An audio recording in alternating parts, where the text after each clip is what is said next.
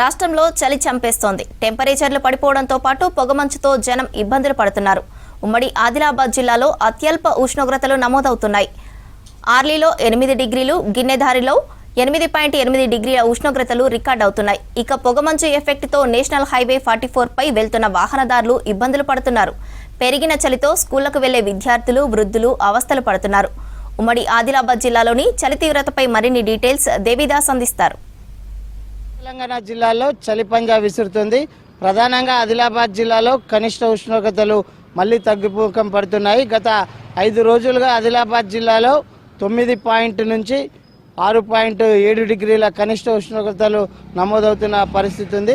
మరోవైపు ఉత్తరాది నుంచి వీస్తున్న చలిగాలులతో ఆదిలాబాద్ జిల్లా మంచుతో కప్పేసింది. ప్రస్తుతం మనం ఆదిలాబాద్ జిల్లా కేంద్రంలో వాకింగ్ ట్రాక్ వద్ద ఉన్నాము. ఆదిలాబాద్ జిల్లాలో ఈ వింటర్లో నవంబర్ చివరి వారం నుంచే కనిష్ట ఉష్ణోగ్రతలు తగ్గుముఖం పట్టాయి. నవంబర్ చివరి వారంలో 8 డిగ్రీల కనిష్ట ఉష్ణోగ్రతలు నమోదయ్యాయి. ఈ డిసెంబర్ 15వ తేదీన 4.2 డిగ్రీల రికార్డు స్థాయిలో కనిష్ట ఉష్ణోగ్రతలు నమోదయ్యాయి. ఈ జనవరి చివరి వారంలో నుంచి ఫిబ్రవరి మొదటి వారం వరకు కనిష్ట ఉష్ణోగ్రతలు తగ్గుముఖం పడతాయని వాతావరణ శాఖ హెచ్చరిస్తున్న పరిస్థితి ఉంది. ఆదిలాబాద్ జిల్లాలో కనిష్ట ఉష్ణోగ్రతలు తగ్గుతుండడంతో చలి తీవ్రత పెరిగిందని చెప్పవచ్చు. ఇక్కడ స్థానికులు కొందరు ఉన్నారు. సార్ చెప్పండి, జిల్లాలో చలి తీవ్రత ఎట్లా ఉంది?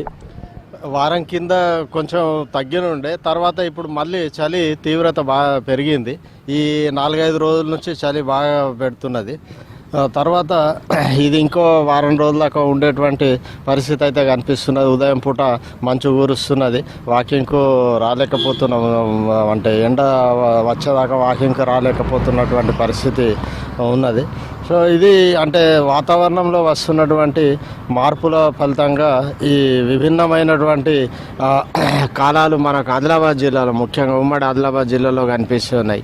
అంటే మనకు చలికాలము బాగా తీవ్రమైనటువంటి చలి అప్పుడే ఉంటున్నది, మళ్ళీ అప్పుడే తగ్గిపోతున్నది కూడా. సడన్లీ తగ్గిపోవడము, సడన్లీ చలి పెరగడం అన్నది ఇది వాతావరణంలో వస్తున్నటువంటి మార్పులకు సూచనగా మనము భావించవచ్చు.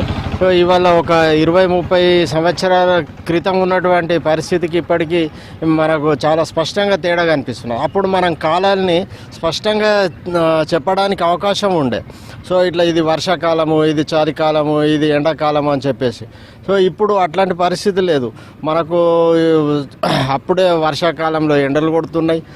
జూన్ జూలైలో కూడా మనకు ఎండాకాలంలో వడగండ్ల వానలు పడుతున్నాయి. తర్వాత చలికాలం అప్పుడే ఉక్కపోతలాగా అనిపిస్తున్న వాతావరణం ఉంటున్నది. మళ్ళీ అప్పుడే బాగా తీవ్రమైనటువంటి చలి ఉంటుంది. మళ్ళీ ఒక్కోసారి 0 డిగ్రీల దాకా పడిపోయేటువంటి చలి కూడా ఇక్కడ మనకు ఆదిలాబాద్ జిల్లాలో కనిపిస్తున్నది. అంటే చలి తీవ్రతతో విద్యా సంస్థల టైమింగ్స్ మార్పు చేశారు కదా, మళ్ళీ టైమింగ్స్ మార్పు చేయాలని ఏమైనా కోరుకుంటున్నారు సార్? అంటే ఇంకా కొన్ని రోజులు ఇట్లనే కంటిన్యూ చేసి ఉంటే బాగుండేది, ఈ జనవరి చివరి దాకా అయినా. కానీ ఇక సరే, ఒక వారం రోజులు విద్యార్థులు అడ్జస్ట్ కావాల్సిందే. ఇది అంటే రానున్నటువంటి అంటే వాతావరణ పెను మార్పులకు ఇది సంకేతంగా మనం చెప్పుకోవచ్చు. ఇప్పటికైనా మనం అంతా మేల్కోవాల్సినటువంటి పరిస్థితి ఉంది. విపరీతమైనటువంటి మన వాయు కాలుష్యము ఇవాళ దీనికి కారణమవుతున్నది. మన ఆదిలాబాద్లో ఒకప్పుడు రోడ్ల మీద అక్కడొకటి ఇక్కడొకటి వాహనాలు కనిపించేటి, కార్లు అయితే అసలు ఎక్కడో ఒకళ్ళకు ఉండేది. అట్లాంటిది ఇవాళ ఇంటికి ఒక కారు, ఇంటికి 2 బండ్లు అయిపోయేసరికి అంటే ఆ వాహనాల పొగ కాలుష్యంతో కార్బన్ డయాక్సైడ్, మోనాక్సైడ్ వాతావరణంలో కలిసిపోయి ఈ భూమి యొక్క ఉష్ణోగ్రత కూడా పెరుగుతూ ఉన్నది.